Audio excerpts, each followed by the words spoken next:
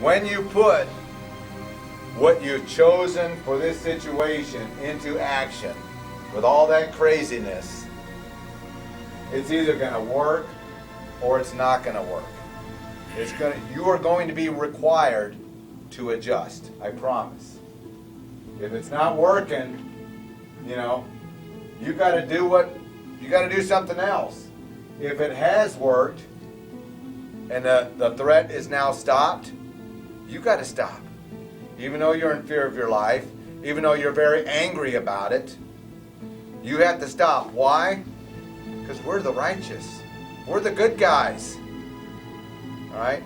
And once the threat is stopped, your opportunity to stop the threat is done. When the threat has not been stopped yet, it's full of opportunity. Capitalize on your opportunity with will, desire, and glory. But once it is stopped, we have to stop because we're the good guy. How do we know? We have to perceive it. If it's not working, if he's charging you and you're backed into the wall and he's coming at you with that big old machete and you're pounding shots into his chest, maybe he doesn't care.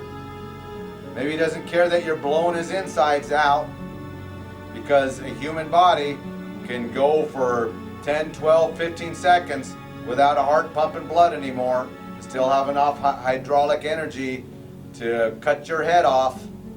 So maybe as he's getting real close, what's getting bigger? His face. A lot of you say head, but if he's coming right at you, it's face. It's a human face. It's a face with eyes coming right at you. You're going to have to be willing to put one right in his face, into his computer, to stop him. Okay? That requires an adjustment, both on mindset.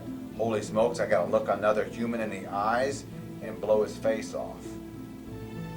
And I got to have the composure with my trigger and my sights to do so. Because if I miss, he's going to lob my head off. All right? So it requires these adjustments. Basically, the threat can be stopped in several ways, but it is the decision of the attacker.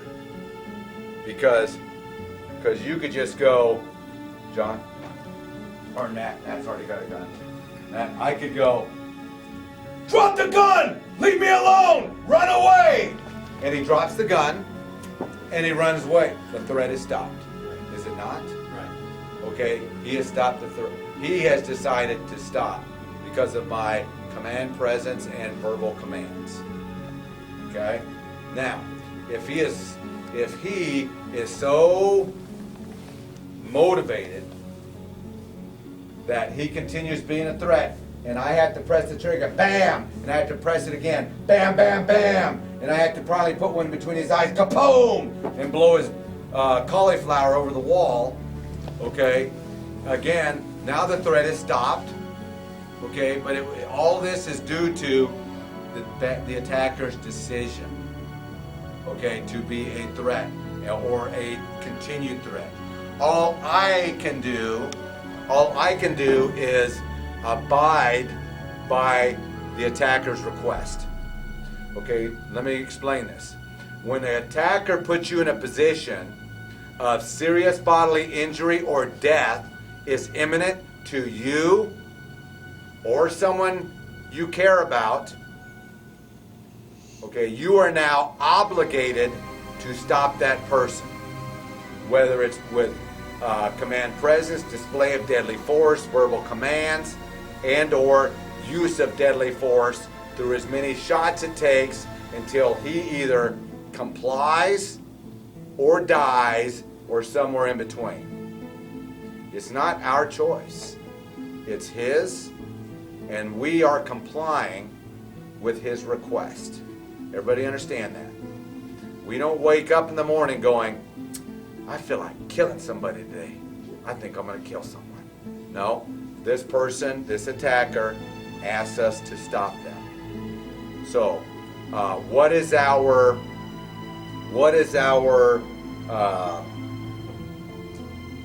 desire? What is our intent? Intent. When we use deadly force, what is our intent? And believe me, he might have hurt you. You might be having eye poked out, your nose broken, you've been stabbed and you're shot, and maybe your family member's hurt. Okay, what is your intent when you use deadly force? Stop. To stop, yes. To stop the threat.